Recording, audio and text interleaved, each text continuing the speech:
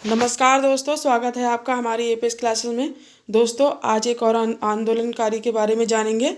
आज हम जानेंगे सोवन सिंह जीना के बारे में। आइए इसके बारे में बात करते हैं।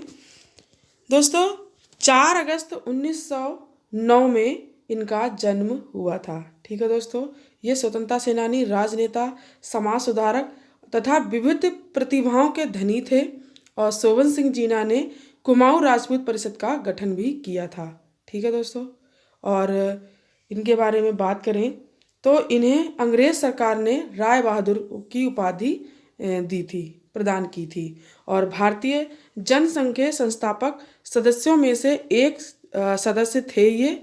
और इन्होंने पताका नामक समाचार पत्र भी जो था वो निकाला था। ठीक है दोस्तों, इसके साथ ही 30 से 31 मई 1988 को उत्तरांचल उत्थान परिषद का गठन भी इन्होंने ही करा था। और इसके साथ ही इन्होंने वर्ष 2020 में उत्तराखंड सरकार ने इनका नाम जो है वो अल्मोड़ा में सोवन सिंह जीना विश्वविद्यालय का गठन किया था। ठीक है, वर्ष 2020 में उत्तराखंड सरकार ने इनके नाम का जो था अल्मोड़ा में सोवन सिंह जीना जो है नाम का विश्वविद्यालय का गठन किया। ठीक है दोस्तों, ये तो था कुछ सोवन सिंह जीना के बारे में।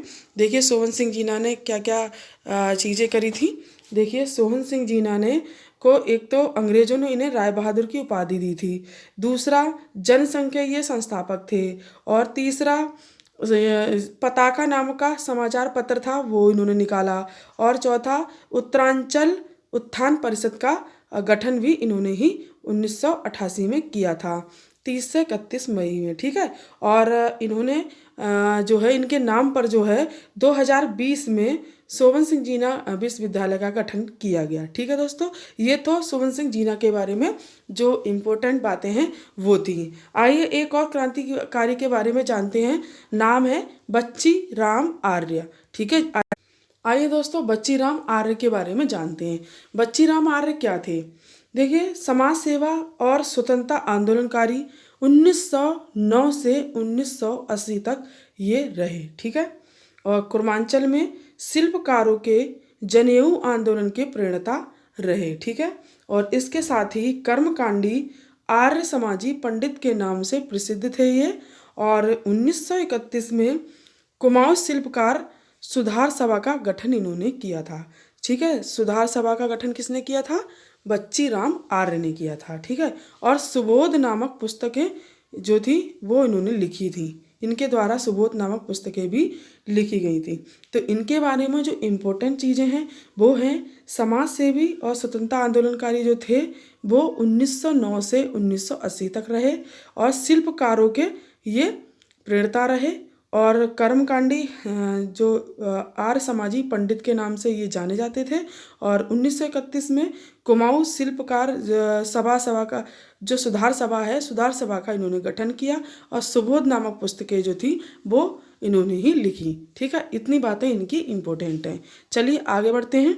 आगे बात करते हैं हरगोविंद पंत की। ठीक है, अगर हम हरगोविंद पंत के बारे में जानें तो 19 मई 1885 में चितई में इनका जन्म हुआ था। ठीक है दोस्तों, कहाँ पर हुआ था?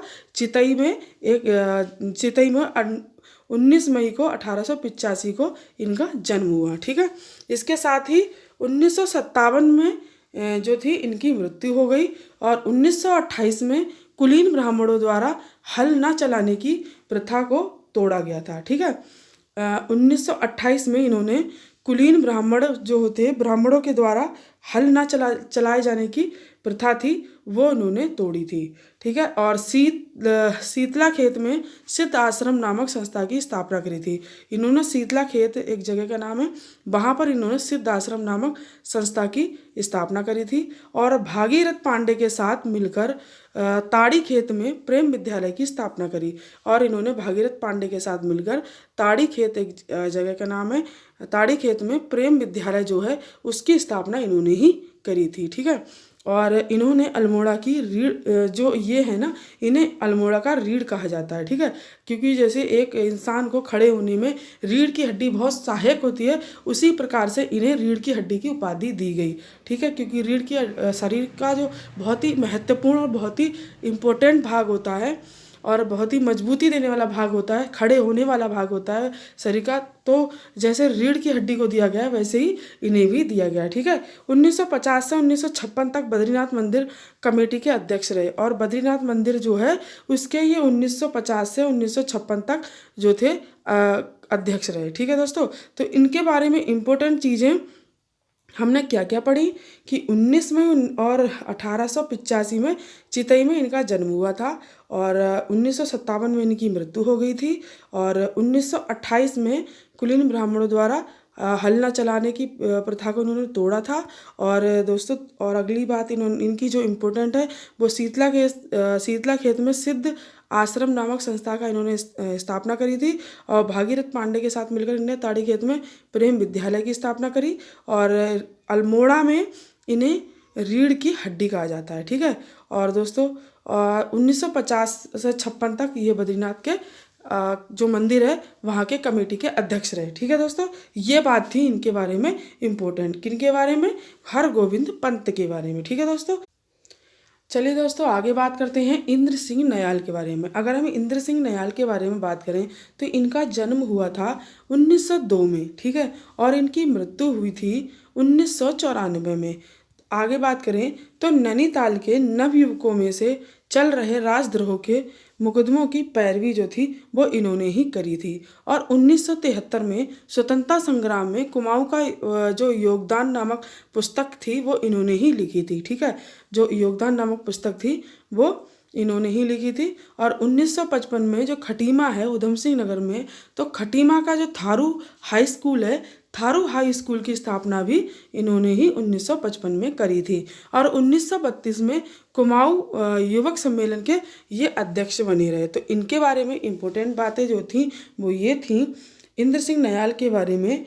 इंद्र सिंह नयाल का जन्म जो हुआ था वो 1902 में हुआ था। इनकी मृत्यु जो हुई थी इंद्र सिंह नयाल की 1994 में हुई थी, और ये नैनीताल के नवयुवकों में चल रहे राजद्रोह के मुकदमों की पैरवी करते थे। और इनके बारे में इम्पोर्टेंट बात ये है इंद्र सिंह नयाल के बारे में कि ये 1973 में स्वतंत्रता संग्राम में कुमाऊं का योगदान नामक जो पुस्तक है वो उन्होंने लिखी थी। और 1955 में इन्होंने जो है इंद्र सिंह नयाल ने 1955 में खटीमा में थारू हाई स्कूल है जो उसकी स्थापना करी थी, और 1932 में कुमाऊं युवक सम्मेलन के अध्यक्ष ये बने रहे, ठीक है दोस्तों। तो ये तो इम्पोर्टेंट जानकारी थी इंद्र सिंह नयाल के